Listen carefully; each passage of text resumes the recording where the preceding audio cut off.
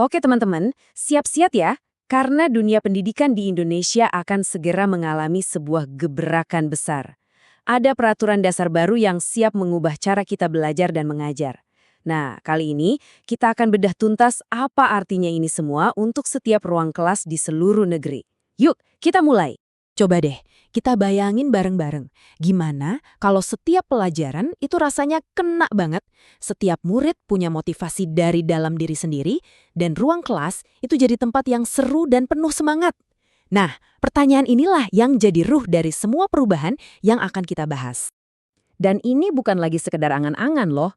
Sebuah peraturan pemerintah baru sudah disiapkan untuk membuat visi tadi jadi standar wajib di semua sekolah. Bukan lagi pilihan, tapi sebuah keharusan. Mari kita lihat lebih dalam, gimana caranya. Jadi ini bukan sekedar polesan di sana-sini ya, ini adalah pergeseran yang fundamental. Kita bergerak dari cara lama yang cenderung kaku, seragam, dan cuma ngejar materi, ke sebuah visi baru yang jauh lebih dinamis, berpusat pada murid, dan fokus pada pengembangan mereka secara utuh. Ini sebuah evolusi. Oke, mungkin Anda bertanya, kenapa sih harus diubah? Nah, peraturan baru ini hadir untuk menggantikan versi yang sebelumnya. Tujuannya simpel, untuk memastikan pendidikan kita nggak ketinggalan zaman dan selalu relevan dengan kebutuhan dunia modern. Inti dari semua peraturan ini ada di satu konsep kunci, standar proses. Tapi jangan bayangin ini sebagai buku aturan yang tebal dan kaku. Anggap saja ini sebagai kerangka kerja, kriteria paling dasar yang harus dipenuhi untuk memastikan setiap proses belajar itu dirancang untuk mengeluarkan potensi terbaik dari setiap murid. Nah, di jantung filosofi baru ini ada 3 prinsip utama, 3 pilar yang jadi fondasi dari semua yang akan kita bicarakan selanjutnya. Ini dia 3 kata saktinya yang diambil langsung dari pasal 3. Berkesadaran, bermakna, dan menggembirakan. 3 prinsip inilah yang harus menjadi nyawa dari setiap kegiatan belajar mengajar di kelas. Yuk, kita bedah satu persatu. Pertama, berkesadaran. Ini intinya soal ngasih setir ke muridnya sendiri.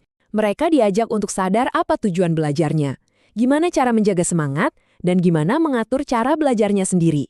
Kenapa? Karena murid yang bisa mengatur dirinya sendiri adalah calon pembelajar seumur hidup yang paling tangguh.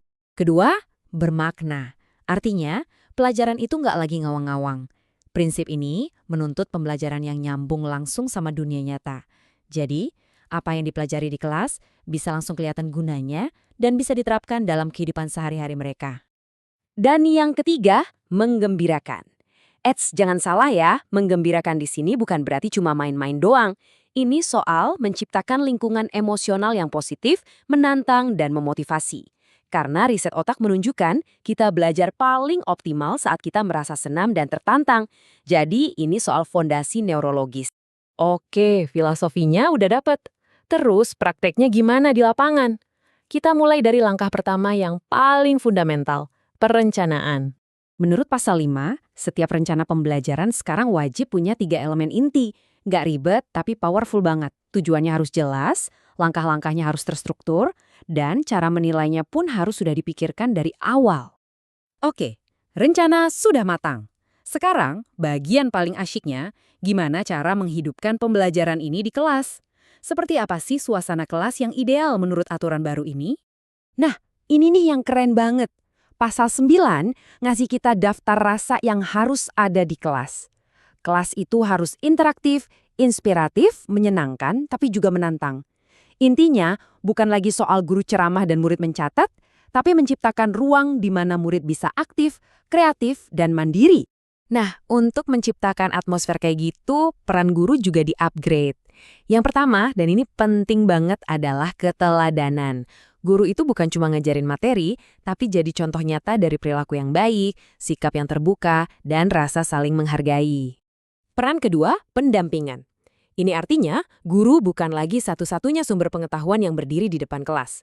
Perannya bergeser menjadi seorang mentor yang mendampingi, mendukung, dan membimbing murid-muridnya saat mereka aktif membangun pengetahuan mereka sendiri. Dan yang ketiga adalah fasilitasi. Ini semua tentang pemberdayaan. Tugas guru adalah menyediakan sumber daya, membuka akses, dan ngasih ruang buat murid-murid biar mereka bisa nemuin dan ngerancang sendiri cara belajar yang paling pas buat mereka. Nah, keempat bagian dari pasal 12 ini nggak bisa jalan sendiri-sendiri. Mereka ini satu paket, satu sistem yang saling terkait. Mulai dari cara mengajarnya, kerjasama dengan orang tua, lingkungan kelas yang aman dan nyaman, sampai penggunaan teknologi. Semuanya harus sinkron dan saling mendukung. Oke, udah merencanakan, udah melaksanakan, sekarang kita masuk ke tahap terakhir yang super krusial, refleksi. Atau kalau mau lebih formal, ini adalah pendekatan baru untuk urusan penilaian. Dan ini dia mungkin perubahan paling mendasar dari semuanya. Penilaian itu bukan lagi cuma soal ngasih nilai A, B, C ke murid di akhir. Tujuannya sekarang bergeser, yaitu untuk mengevaluasi seluruh prosesnya, baik cara mengajarnya maupun cara belajarnya, supaya bisa terus lebih baik lagi. Dan cara barunya ini keren banget, bisa digambarkan sebagai pandangan 360 derajat. Artinya, evaluasi proses mengajar itu sekarang jadi kerja bareng-bareng. Masukan datang dari mana-mana. Dari diri guru sendiri, dari teman sesama guru, dari kepala sekolah, dan yang paling penting, dari murid itu sendiri. Jadi, setelah kita bedah semua ini, artinya apa sih buat guru dan murid di kelas setiap hari? Yuk kita rangkum dampak terbesarnya. Singkatnya, ini dia perubahan-perubahan besar yang bisa kita harapkan. Ruang kelas di mana murid lebih berdaya dan mandiri. Guru yang perannya lebih sebagai teladan dan fasilitator. Penilaian yang jadi alat buat tumbuh bareng. Dan yang terpenting, pelajaran yang selalu nyambung dengan dunia nyata. Pada akhirnya, semua ini membawa kita kembali ke satu pertanyaan besar kan? Ini bukan cuma soal ganti kurikulum atau metode mengajar, ini soal membentuk masa depan. Pertanyaannya adalah, bagaimana cetak biru baru untuk pembelajaran yang sadar, bermakna, dan menggembirakan ini akan membentuk karakter dan kemampuan generasi yang akan memegang kendali Indonesia di masa depan? Sesuatu yang layak kita pikirkan bersama.